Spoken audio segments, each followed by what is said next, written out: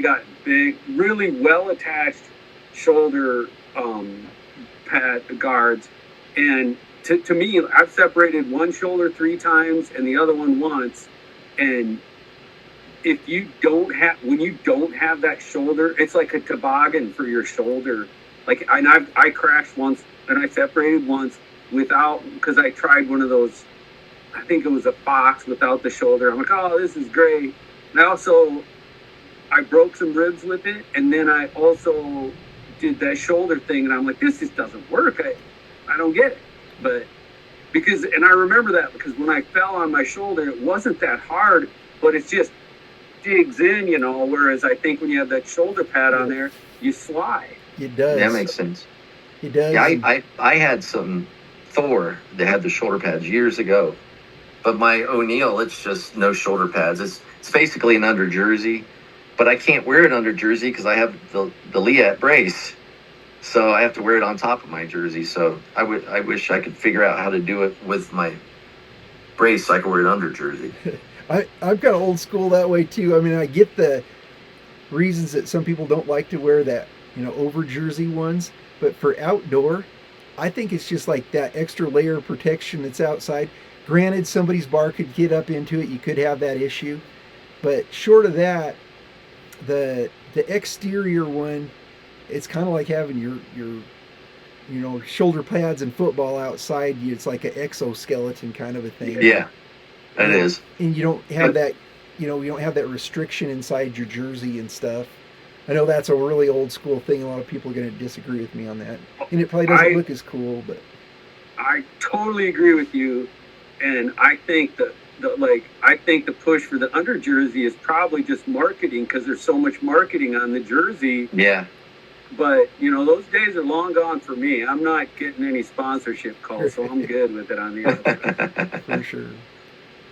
Yeah. The other thing about the Liat is it's got brace straps right in it, so you don't have to wear those straps. It's so cool. And it keeps it right where it's supposed to be. Now I'm a salesman for Liat, but you can blame Jason for that because that's where it all started. I don't wear the straps on my Liat. Mine stays perfectly where it should. Because what happens crash, is the way that's the problem. Don't know. What's that? That problem with that is if you crash with your Liat. I've get crashed it tipped a lot up sideways. That's where people get their collarbones because you get that straight edge on it. Yeah. And that's the argument for that, I think. Yeah, I've crashed with mine a bunch of times, and here, knock on wood, it won't do it now. But the way I put it on my, I put it on over top my chest protector. Then I tuck the front of it underneath the chest protector, and the back, of course, goes down. And I don't know if that keeps it in place or what, but I've wrecked quite a few times with it, and it's always stayed in place. How about, does your Liat have the straps, or you don't have the straps even on it, I don't put the straps on it. Gotcha. Yeah. I rode with Mitch forever. He never did, and never had any problems. And I saw Mitch crash pretty good several times. So. Yeah, I bought one that fits really well, and I guess that's it. But yeah, so I don't wear the straps. How about gloves? That's the thing. Do you like the tight gloves, or do you like to have a little bit of loose? What do you guys like? All my gloves are almost impossible to get on. That's just kind of where I'm at, and I don't. I can't say why, but I do like it that I like them really tight like that. Yeah, I like mine tight too. I do too. I've played with both to try to see if they had anything to do with arm pump, and I've had some that were too tight. Like I had a really cool old pair of, golly, because I don't even remember what brand they are. They have these little plastic things on the knuckles. Oh yeah.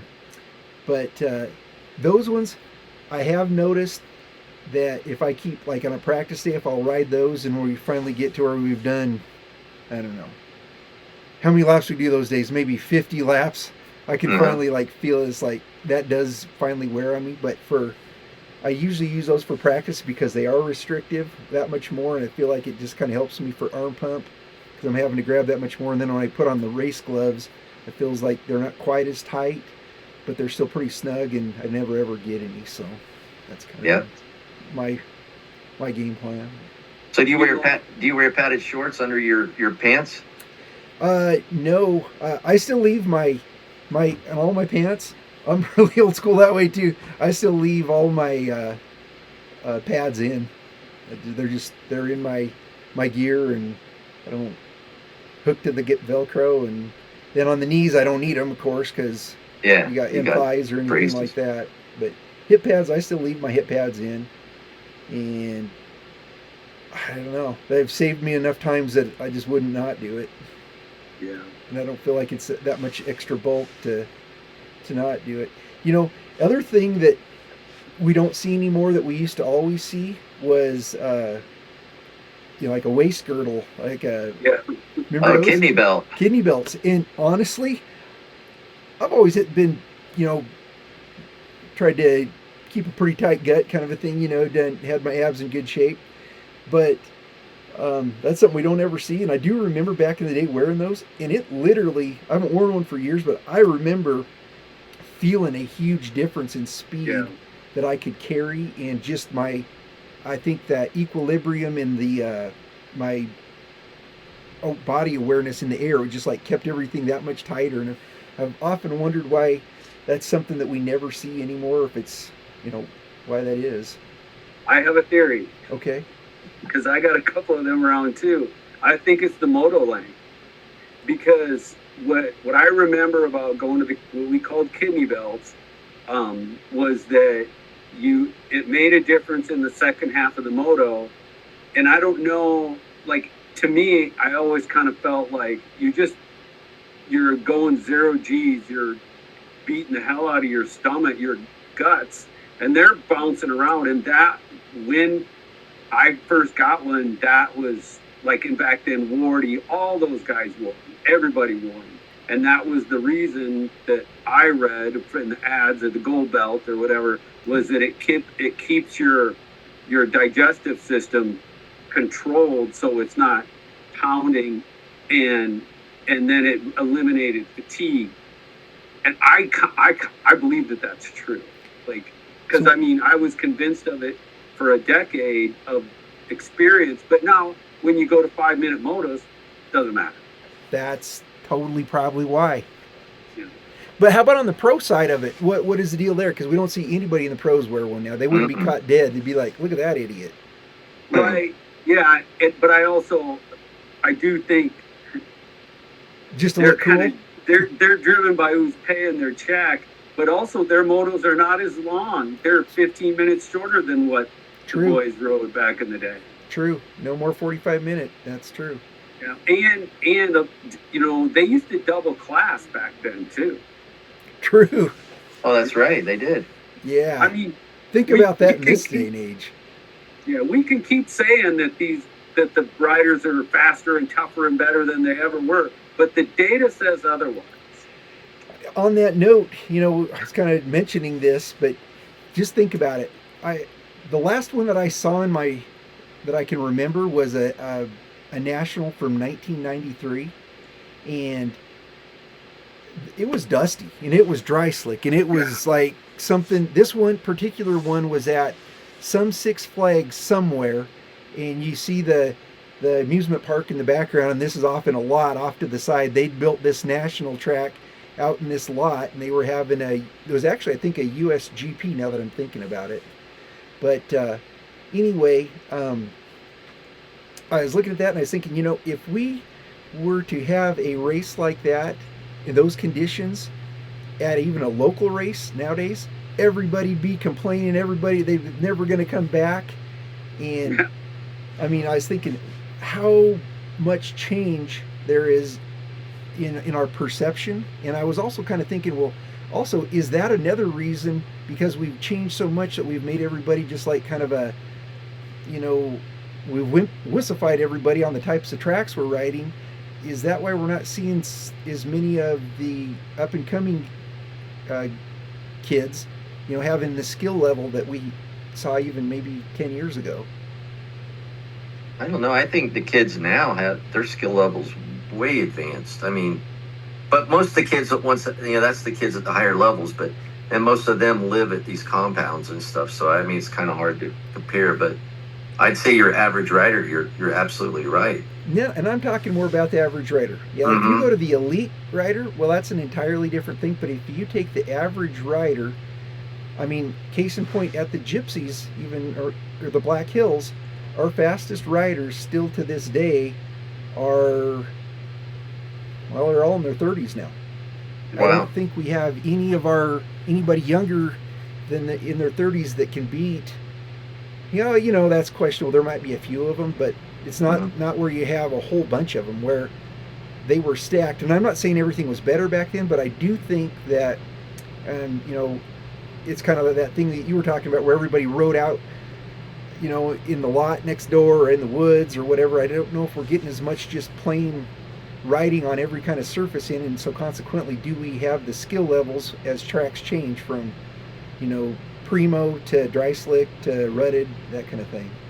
Yeah, we've kind of normalized this expectation of what it is they should be on, and I think, and not just not even having to go back to when I was a kid, go back 10 years, and we would more. And I think the riders would just ride. You were riding your dirt bike, and if it was dry, you rode on the dry, and if it was wet, you rode in the mud. And I think it was.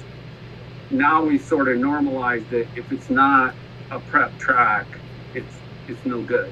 Right. And I think that kind of going into it like that, how can we expect these riders to ever develop those skills? And then when you do see it, when there's a mud race, the whole thing just falls apart. Right. Or if there's a dry race, it's just that's all anybody's talking about. Right. Whereas, like you say, back not that long ago, I mean, like you say, 93 National isn't that long ago. People were just accustomed to, that was part of the challenge. And I think we still see that in Europe, where whatever the conditions are, that's part of the race. Right. And I mean, wussified is maybe a very colorful description, but it's probably also accurate, because like you say, we hear it because we're standing there with the water hose or whatever, so we're going to hear it, and it's like people come up and complain, and you're like, really? You're really complaining about that? You know what I mean? And it's just like, just go out and ride. Have fun.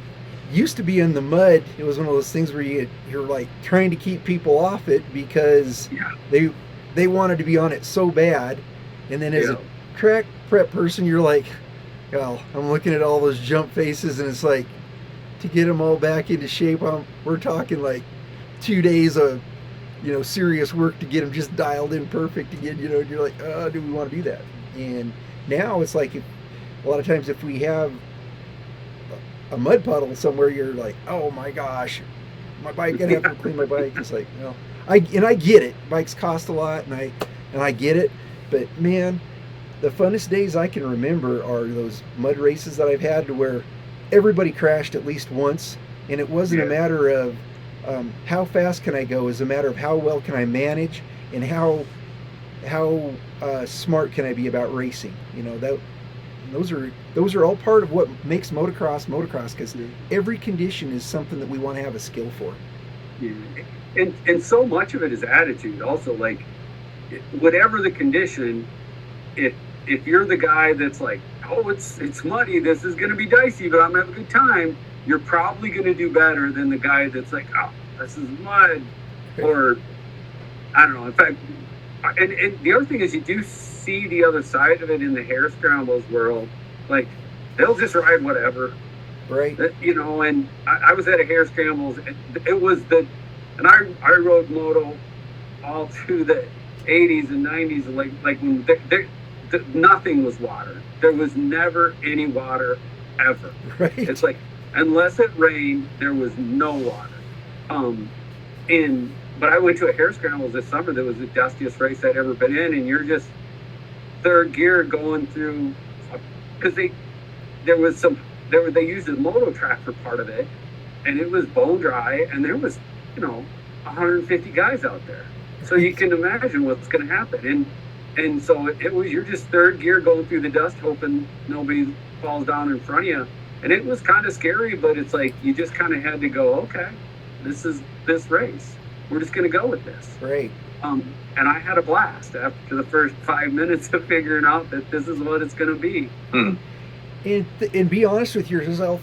How many times have you either had a second moto or end of the day race where the track has just gone away at a big race, and you just like get in there and you don't even think anything about it. The track's just absolutely shot, but you've got all that data in your subconscious from all those years as a kid, as a growing up riding on just garbage, and it just comes back, and it's like you don't even think twice about anything, and your body just moves in. Yeah, it might be a blue grooved slick corner. Well, you just start backing it in like your flat track, and just because it's just part of you, you haven't thought about it. Or then you run into the tree section and there's like ruts that are 2 foot deep and you're dragging your pegs, and somehow just because you've done it enough, it's like, well, I'm not going in that. I make my own rut and cut across those ruts, so body doesn't take the hit and don't rip your feet off the pegs. And I think for the gypsies, that's one of the things that we're going to try to do in our practices this year, is have a bunch of different conditions. We're going to let people know ahead of time this is what we're going to do, so that they don't show up and be like, this is what they didn't come because they wanted to have it perfect. But I do want to make that opportunity so that we can continue to build our ability level with all of our riders in this area. So I'm not saying we're going to have a totally unprepped crappy track, but we are going to try to mimic different conditions so that we get some data and understanding and practice on different types of conditions. So no matter where you go, you're going to have that in the bag of tricks and be able to pull it out for that race. So I think that's a cool idea, because what are any of us really doing out there? We're trying to have fun, but I think I take it on like whatever I'm doing, I want to be better at it. And by doing a variety of conditions, it's going to let you work on something new. And even if it's to no end, we can say, well, let's have a dry track, so if you end up going to a bigger race where they're going to have long motos, you're ready for it. Or even just because you want to get good at it. Right. I told you guys I go to the batting cage several days a week. I will probably never ever play in a baseball game again in my life, but I just go because it's good exercise. But every time I'm in the cage, every pitch, I'm trying to be better than the pitch before, for no reason. And so to give these variety of conditions, it allows all of us to work on something that we otherwise wouldn't be able to. So I think it's a cool idea. Amen to that. And that kind of transition to this, that's one of the thoughts I have, is we always have that issue with some people that it's a mental thing. They have a mental block, and that's, I think, one of the biggest issues that we've come across in this modern age of motocrossing is, instead of, wow, I get a ride on a track, it's like, well, it's too dry today, so I automatically got a bad attitude, or it's too hot today, or it's too muddy today, or it's too ruddy today, or it's too whatever. And all that you do there, when you put yourself into that mindset, and granted, I'll give you, sometimes the track's fun, and there's sometimes you're out there and it's like, oh, this just isn't fun. It's kind of like skiing on an icy day versus a powder day. And one's going to be more fun no matter what. However, the biggest thing about motocross is fixing this, and that's one of the things I guess would like to give to as many motocross people as possible, is kids and other riders alike, is your competition is not the other people on the track. It's not the other people. Ultimately it is, but your competition, I wrote down some thoughts that I had, is your bad habits and being able to break those. And that could even be just having a bad attitude. That's a bad habit. Getting to where you overcome those things, and that's how you're going to have a good day at the track no matter what. That's how you're going to do the things that we saw Eli do here recently. We saw a whole correction in the points just by being that guy that's always there. We saw Hayden do it when he got into the battle with Kitchen. kept the right frame of mind, kept going. Distractions. How many distractions do you have? So if you're out riding and sometimes you get out there and you figure out, hey, something's wrong with the bike a little bit, like the brakes, front brakes, maybe we glazed it off at practice or something and it's just not grabbing how it is. Well, yeah, there's a few things there you can do. You can either back off, which is smart, and ride to your ability with it, or you can get a bad attitude and just get scared and not be able to ride, or you can push through that, and ride up to the max that you can do with that and just try to adjust to it. Your insecurities, like, are you worried about what everybody else is thinking about you? Do you think you look slow to other people? Do you think that you don't look, because I see this a lot anymore, people, because they're kind of like Jim was saying, I know you were joking, but I got to look good because I'm not fast enough. Well, if that's a real personality trait, not just something that you're kidding about, that's a problem. That's something that's your competition. So, getting past those insecurities, procrastination. So, you're going to procrastinate on working out. You're going to procrastinate on getting into better shape, eating the right foods, learning more about bike maintenance. I'm going to procrastinate on fixing the tire and putting the better tire on there, just whatever, just all those different things that we do. That lack of discipline was another one I was kind of thinking about. Are you going to get to the place where you can discipline yourself to do the things that the people that are unsuccessful aren't going to be willing to do? I mean, how hard are you going to push yourself? How are you going to discipline yourself? And then getting past any fears that you have and your ego. And those are the things that in my mind I was thinking about. If we can get people to look at those things as their competition, then you will look at your competition, when I say people, in a completely different light. And yeah, you'll be able to pick things out, and that's how you make yourself better and different than other people. So anyway, a lot said, but those are some thoughts I had. Yeah, actually, go ahead, Chip. What were you saying? No, I said those are great points. Yeah, and it's funny because it might sort of, as you were going through that, I'm kind of thinking, first of all, like 100%, yes, great, yeah. And then it's like, really what you just said might be why this is why the three of us are here. Like, what do a bunch of old guys know about dirt biking? Well, we're still doing it. Like, and I thought, when this summer I was talking to some guys in their 20s, and I'm like, I kind of wanted to say it, but I didn't. But they were kind of arguing with me about something, and it was fine, no big deal. But I wanted to say, listen, guys, I'm what you want to be in 40 years. If everything goes just right for you guys, you'll be still doing this in 40 years. And the thing, and basically, the point was about injury. Like, you can only have so many injuries before you can't come back from them all. Right.